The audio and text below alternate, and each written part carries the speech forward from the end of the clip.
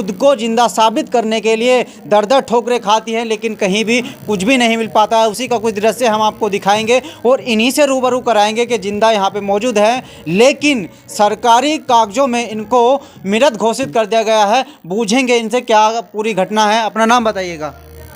अपना नाम बताओ। कमलेश देवी जी, ये बताइएगा आपको मृत घोषित कर दिया गया है, क्या मामला है पूरा बताइए। देखो, मैं बहुत परेशान हूँ, दुखी हूँ। मेरी पेंशन कट गई 2 साल से और मेरी पेंशन नहीं बन रही। जहाँ भी जाऊँ वहाँ कोई सुनवाई ना हो रही, सुनवाई नहीं हो पाती है। हाँ। कोई भी इस मुद्दे को गंभीरता से लेने का प्रयास नहीं कर रहा है। हम आपको बता दें, गजरोला में गंगानगर पड़ता है, वहीं पे मैं मौजूद हूँ। फिर मैं वही आपको रिपीट कर रहा हूँ कि खुद को जिंदा साबित करने के लिए हर अधिकारी के पास चक्कर काट रहे हैं, लेकिन कुछ भी यहाँ पे इंसाफ नहीं मिल पाया है। न्यायालय में भी जाती हैं, ब्लॉक में जाती हैं, तहसील में जाती हैं, समाज कल्याण विभाग में जाती हैं, लेकिन कहीं भी कोई इंसाफ नहीं मिल पाता है।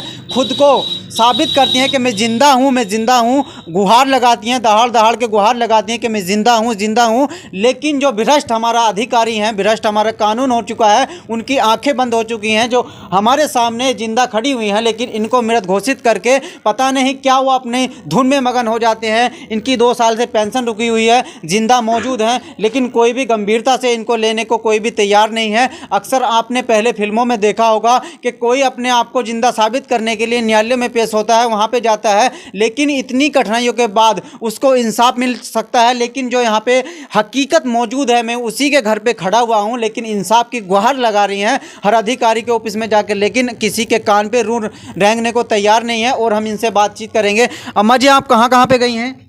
धनौरा गई है जी, अमरोहा भी गई ही, अमरोहा गई, धनौरा गई, और बिलो गजरोला में गई, सब में गई हूँ, सब में गई। लेकिन कुछ भी अभी कुछ नहीं ना। क्या रुपये पेंशन के आपको कितने रुपए मिलते थे?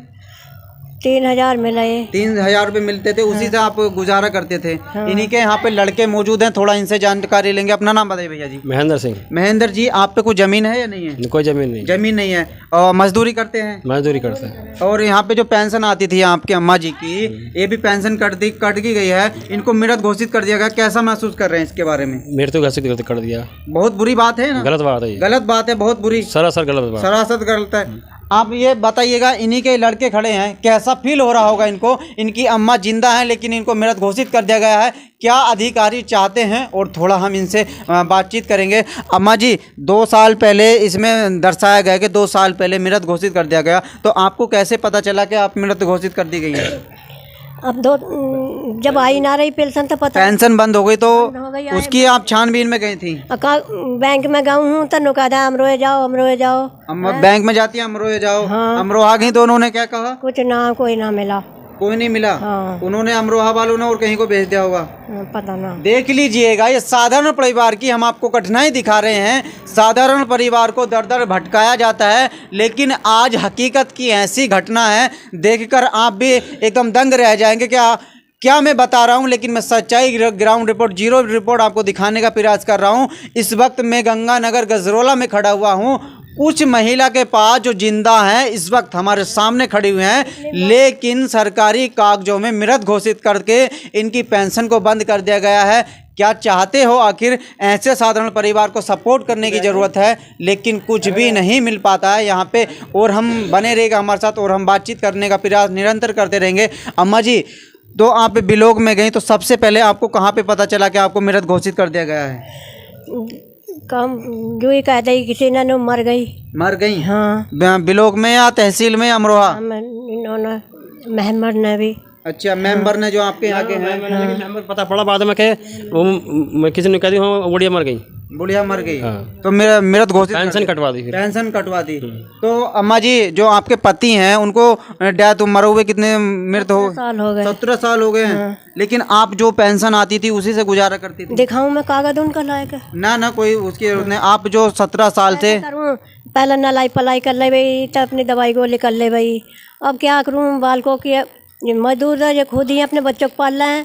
अब इनसे मैं देख लीजिएगा, ये वो अमर उजाला का पेपर है जो डिस्ट्रिक्ट अमरोहा में आता है। इसमें इनको खुद को जिंदा साबित करने के लिए दर दर ठोकरें खाई। इसी की हम छानबीन करके इनके घर पे आए हैं। क्या आखिर हमारे देश के अंदर ऐसा होना चाहिए या नहीं होना चाहिए? भ्रष्ट अधिकारी हो चुके हैं, भ्रष्ट नेता हो चुके हैं, लेकिन जहाँ पे बात आती है किसी साधारण परिवार की सहायता करने की तो वहाँ पे कुछ भी नहीं मिल पाता है। अम्मा जी, राशन भी मिलता है आपको या नहीं मिलता? ना, राशन नहीं मिलता? पहले से ना मिलता, पैसे नहीं, पहले से नहीं मिलता? ना मिलता। तो आप जाती हैं राशन डीलर के घर या नहीं? राशन कोई बनवा दे जब इधर लाऊं।